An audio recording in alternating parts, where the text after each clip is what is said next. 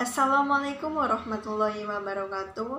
Kami dari kelompok 1 yang beranggotakan Siti Umariah NIM 1803211000001, Riana Zulfa Usman dengan NIM 1903211000048, Silvi Eka Wulandari dengan NIM 1903211000023. Nah, pada kesempatan kali ini kita akan memaparkan tentang analisis efisiensi produksi jagung marning di Kota Medan. Dari data input yang diperoleh, sampel 1 tenaga kerja X1 4, bahan baku X2 187, modal X3 6.500, dan produksi Y 790. Dan begitu juga sampai sampel ke-60 yang tertera di tabel. Nah, dari situ diperoleh sampel 1 len tenaga kerja 1,386,294,361, len bahan baku 5,231108,617, len modal 15,68731,273, len produksi 6,72032,945, dan begitu pula sampai ke sampel yang ke-20. Selanjutnya pengertian Kopf-Declis. Nah, fungsi produk Kopf-Declis adalah suatu fungsi atau persamaan yang melibatkan dua atau lebih variabel, di mana variabel yang satu disebut dengan variabel dependen yang dijelaskan Y, dan yang lain disebut variabel independen yang menjelaskan X. Selanjutnya, uji asumsi klasik. Nah, uji asumsi klasik merupakan persyaratan statistik yang harus dipenuhi pada analisis regresi linear berganda yang berbasis ordinary Lesch-Fordt atau OLS. Nah, dalam uji asumsi klasik terdapat 4 uji.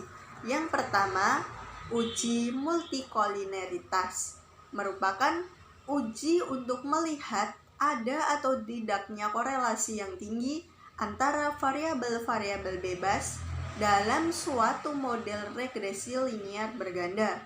Nah, pada pengujian uji multikolineritas ini bertujuan untuk mengetahui apakah model regresi ditemukan adanya korelasi antara variabel independen atau variabel bebas. Nah, yang kedua, uji linearitas yang merupakan salah satu uji yang digunakan untuk melihat ada atau tidaknya hubungan linier pada model yang dibangun. Nah, yang ketiga itu uji autokorelasi yang merupakan uji untuk melihat apakah terjadi korelasi antara suatu periode T dengan periode sebelumnya atau T-1. Nah, yang keempat ada uji heterokedasitas yang merupakan uji untuk melihat apakah terdapat ketidaksamaan variabel dari residual satu pengamatan ke pengamatan yang lainnya. Ya, selanjutnya di sini saya Siti Umariah, NIM 1 dari angkatan 18. Saya akan menjelaskan terkait dengan uji regresi linear berganda. Mengapa sih kok kita melanjutkan di uji regresi linear berganda? Jadi uji regresi linear berganda ini digunakan untuk mengetahui fungsi dari Cobb-Doxnya nanti. Di sini di uji regresi linear berganda kita menggunakan 3 tabel. Yang pertama adalah tabel sumari, di mana di sini dapat diketahui bahwa tabel sumarinya yaitu adjusted R-square-nya yaitu 0,714. Yang artinya adalah tabel di atas dapat diketahui bahwa variabel tenaga kerja, bahan baku dan juga modal mampu menjelaskan variabel produksi Marneng sebesar 0,714 ataupun 71%, sedangkan sisanya dijelaskan di luar model. Selanjutnya adalah tabel ANOVA, di mana di sini ketika melihat tabel ANOVA yang pertama kita lihat adalah F hitung, F tabel, dan juga nilai SIG-nya.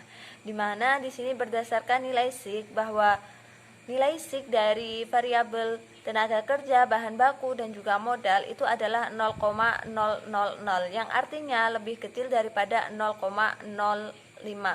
Di mana di sini maksudnya adalah bahwa adanya pengaruh yang signifikan antara variabel tenaga kerja, bahan baku, dan juga modal dalam mempengaruhi variabel produksi Marneng secara bersamaan. Selanjutnya adalah tabel koefisien, di mana tabel koefisien ini digunakan untuk permodelan dari Chop-Docks-nya nanti. Di mana di sini di tabel koefisien kita akan merujuk pada nilai betanya. Di mana ketika len TK, len tenaga kerjanya yaitu 0,243, len dari bahan bakunya yaitu 0,126 dan len dari modalnya adalah 0,024. Sedangkan dependennya yaitu variabel dari produksi Marneng. Dan berikut ini adalah indikatornya, di mana di sini bisa diketahui bahwa konstanta ataupun A yang dari tabel koefisien tadi yaitu 5,176, di mana nilai ini kita eksponenkan di Excel. Dan diketahui bahwa nilai eksponen dari len 5,176 yaitu adalah 176,9735, yang artinya mampu kita bulatkan yaitu 177. Selanjutnya adalah len tenaga kerja, di mana nilai len tenaga kerja adalah 0,243. Nilai eksponennya yaitu 1,27569, sehingga kita bisa membulatkannya menjadi 1. Selanjutnya adalah len bahan baku, yaitu nilai lennya 0,1226.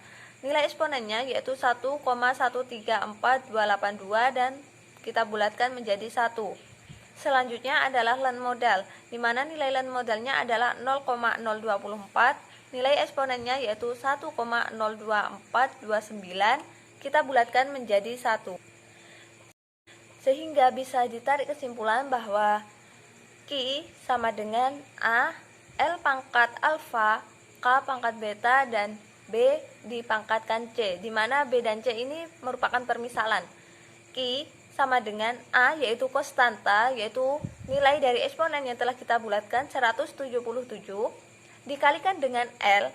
L ini adalah tenaga kerja yaitu pangkat alfa yaitu 0,243, yang artinya adalah len dari tenaga kerja, dikalikan dengan K yaitu modal dengan pangkat 0,024, yang mana ini merupakan len dari modal, dan juga dikalikan B pangkat 0,126 yang merupakan nilai len dari bahan baku. Sehingga dapat disimpulkan bahwa modelnya yaitu Q sama dengan 177 dikalikan L pangkat 0,243 dikalikan dengan K pangkat 0,024 dan dikalikan dengan B pangkat 0,126. Sedangkan bentuk EP-nya yaitu kita bisa menggunakan rumus len Q sama dengan len A ditambah alfa len L ditambah beta len K dan C len B. Len Q sama dengan 0,243 ini merupakan len dari tenaga kerja, di mana len Q ini merupakan penjumlahan dari semua variabel independennya, yaitu len tenaga kerja ditambah len bahan baku dan juga ditambah len modal, yaitu 0,243 ditambah 0,024 ditambah 0,126, sehingga dapat diketahui bahwa nilai len yaitu 0,393. Artinya bahwa ketika nilai ln Q sebesar 0,393 yang lebih kecil dari 1 sehingga ia termasuk kepada decreasing, di mana decreasingnya ini merupakan penambahan produksi yang kurang dari 1 ataupun 0,393 atau 39,3%. Selanjutnya adalah uji normalitas, di mana uji normalitas ini merupakan salah satu dari uji asumsi klasiknya. Dalam uji normalitas ini kita disuguhkan dengan tabel one sample kolmograph Smirnov test, di mana pada tabel kali ini kita akan merujuk dengan nilai sig, sehingga dapat diketahui bahwa pada uji normalitas yaitu yang pertama, nilai signifikan dari variabel ln tenaga kerja yaitu sebesar 0,139, yang artinya itu lebih besar daripada 0,05, sehingga dapat disimpulkan bahwa data yang diuji pada variabel tenaga kerja ini berdistribusi normal. B, yaitu nilai signifikan dari variabel ln bahan baku sebesar 0,758, di mana 0,758 ini lebih besar dari 0,05, sehingga dapat disimpulkan bahwa data diuji pada variabel bahan baku berdistribusi normal. C, nilai signifikan dari variabel ln modal sebesar 0,981, yang artinya lebih besar daripada 0,05, sehingga dapat disimpulkan bahwa data yang diuji pada variabel modal berdistribusi normal.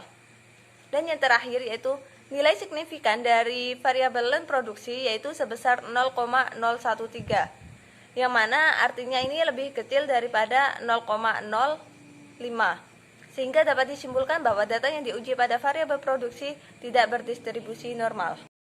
Selanjutnya adalah uji multikolinearitas, di mana seperti yang kita ketahui bahwa uji asumsi klasik itu yang bagus adalah ketika datanya itu bebas dari multikolinearitas, di mana di uji multikolinearitas kita disuguhkan dengan tabel koefisien dengan merujuk nilai tolerance dan juga VIF. Sehingga dapat disimpulkan dari tabel tersebut bahwa yang pertama, variabel ln tenaga kerja memiliki nilai VIF ln tenaga kerja sebesar 3,822, di mana 3,822 ini lebih kecil daripada 10 dan nilai tolerance itu 0,262, yang mana hal ini lebih besar daripada 0,1. Maka variabel dikatakan bebas dari multikolinearitas. Yang kedua adalah variabel ln bahan baku, di mana ln bahan baku ini memiliki nilai VIF sebesar 4,897. Artinya 4,897 lebih kecil daripada 10 dan nilai toleransinya 0,204, yang mana lebih besar daripada 0,1. Maka variabel dikatakan bebas dari multikolinearitas. Dan yang terakhir adalah variabel ln modal, di mana ln modal ini memiliki nilai VIF sebesar 1,636, yang artinya lebih kecil dari nilai 10 dan nilai toleransinya 0,611, yang artinya lebih besar daripada 0,1. Maka variabel dikatakan bebas dari multikolinearitas. Jadi dari uji multikolinearitas ini dapat diketahui bahwa variabel tenaga kerja, bahan baku, dan juga modal terbebas dari multikolinearitas. Perkenalkan, nama saya Riana Sulfa Usma dengan NIM 19032110048. Di sini saya akan melanjutkan tentang uji linearitas, di mana pada data tersebut dapat disimpulkan bahwa variabel produksi terhadap ln tenaga kerja memiliki nilai include atau valid sebanyak 20 data dan presentase 100%, dan tidak valid sebanyak 0 dengan presentase 0%. Pada variabel produksi terhadap ln bahan baku memiliki nilai include atau valid sebanyak 20 data dan presentase 100%, dan tidak valid sebanyak 0 dengan presentase 0%. Sedangkan pada variabel produksi ln modal memiliki nilai include atau valid sebanyak 20 data dan presentase 100%, dan tidak valid sebanyak 0 dengan presentase 0%. Kemudian pada tabel ANOVA, variabel produksi LN tenaga kerja memiliki nilai linearity produksi tenaga kerja dengan nilai 0,00 lebih kecil dari 0,05, maka hubungan degresi dinyatakan linier. Dan variabel produksi LN bahan baku memiliki nilai linearity produksi terhadap bahan baku sebesar 0,056 yang lebih besar dari 0,05, maka hubungan degresi dinyatakan tidak linier. Sedangkan pada tabel ANOVA, variabel produksi LN modal memiliki nilai linearity sebesar 0,064 yang lebih besar dari 0,05, maka hubungan degresi dinyatakan tidak linier. Yang keempat, terdapat uji autokorelasi, yang dimana berdasarkan hasil Darwin-Watson sebesar 1,975 yang mendekati angka 2, artinya tidak terdapat autokorelasi antara variabel tenaga kerja, bahan baku, dan modal terhadap produksi marning. Yang terakhir, terdapat uji heterokedasitas, di mana pada output tersebut tidak terjadi gejala heterokedasitas karena pada sebaran datanya tidak menyebar dan tidak membentuk pola.